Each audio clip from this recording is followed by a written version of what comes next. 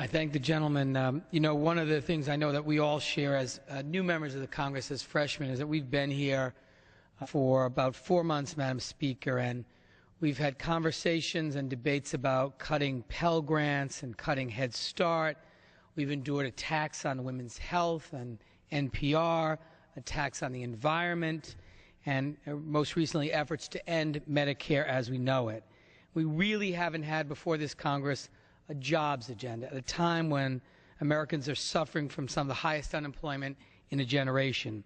And we all recognize that we need to cut spending. We need to be responsible in our management of the national debt. One of the key ways that we can do that is to grow our economy and get Americans back to work. And I believe, Madam Speaker, that one of the key ways that we can do that is to rebuild the manufacturing base in our country. There is no way we can maintain our position as a great economic power without making things in America. Making things in America is really a key part to rebuilding the economy of this country. My home state of Rhode Island is one of the states that's been hardest hit in this economic downturn. Rhode Island was the first New England state to enter the recession and is currently facing the 5th highest unemployment in America. But Rhode Island has a strong tradition of manufacturing. It's the birthplace of the American Industrial Revolution.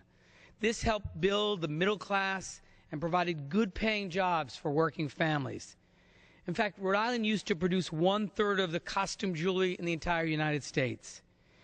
Yet our manufacturing sector has been really hard hit, especially in these particularly difficult economic times.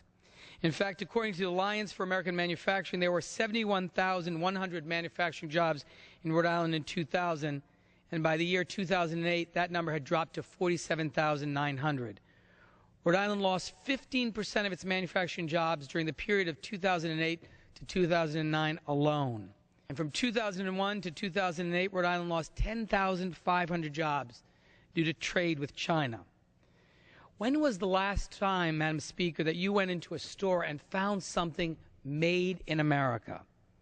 Manufacturing jobs all across this country have seen a steep decline, from 20 million jobs in 1979 to about 12 million today. And the middle class has been left behind. And that's why this past week, when we launched the Make It in America agenda, I became so hopeful about this Congress's attention on manufacturing. This agenda is really about reversing manufacturing job loss. It's about investing in good-paying jobs, world-class education, top-notch research, and sound infrastructure. We need to create an environment that encourages American manufacturers to innovate, grow, keep, and create good jobs here in the United States. When we make it in America, our middle class will succeed. This agenda is based on the conviction that when more products are made in America, more families will be able to make it in America. The agenda is really intended to create the conditions to help American businesses produce goods here, to innovate and create jobs. It also includes being smart about the investments we make to out-educate, out-innovate, and out-build our international competitors.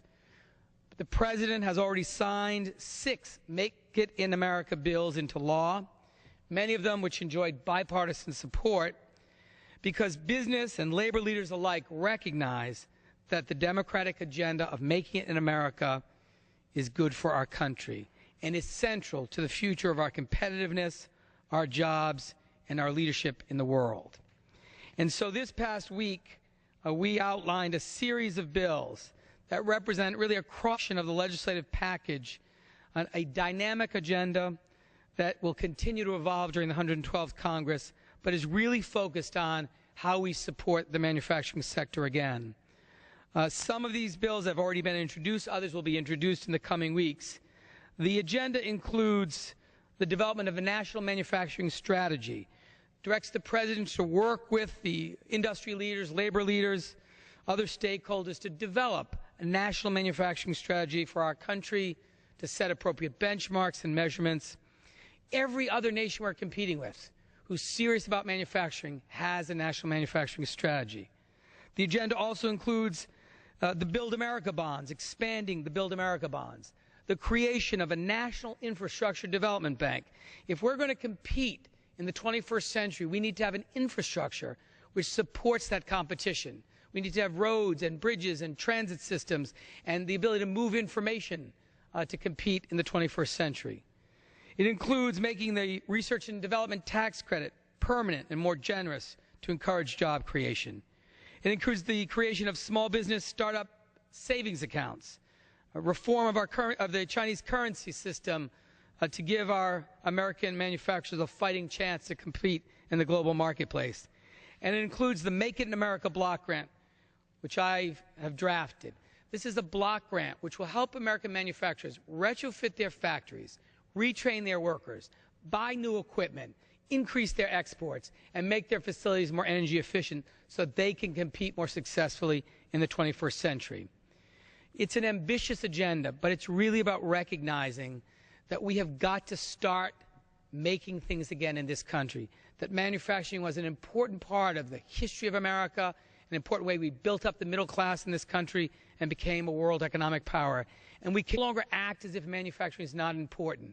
We need to make things here again so people can go into stores and buy things made in America. We need to start exporting goods made in America all over the world because we make the best products, we have the best workers, and stop exporting jobs. This is an agenda which I hope will earn bipartisan support, that will be a key to helping rebuild the economy of our country and rebuilding our strong manufacturing base. Madam Speaker, I think the most urgent priority we face is getting Americans back to work. Americans have been very hard in this recession. Members hear it all the time from constituents back at home. What are you doing to get people back to work, to get this economy back on the right track? This Make It in America agenda, I believe, provides a real opportunity to again rebuild the manufacturing base of this country so that we can make things here again and so that American families can make it as well.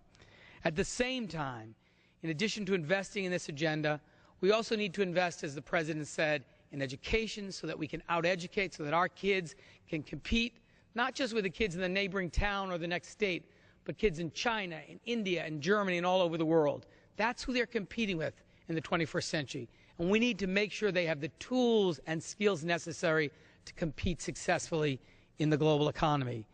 In addition, we have to invest in science and research and innovation so we can continue to make the new discoveries, make the new inventions, create the new products that will allow us to lead the world and to, again, maintain our position as a world economic power. And that's why, as we think about the balance that we have to strike in managing the serious responsibility of reducing spending, eliminating programs that don't work, cutting waste, and at the same time investing in the things that are necessary to keep our country strong: education, innovation, and infrastructure.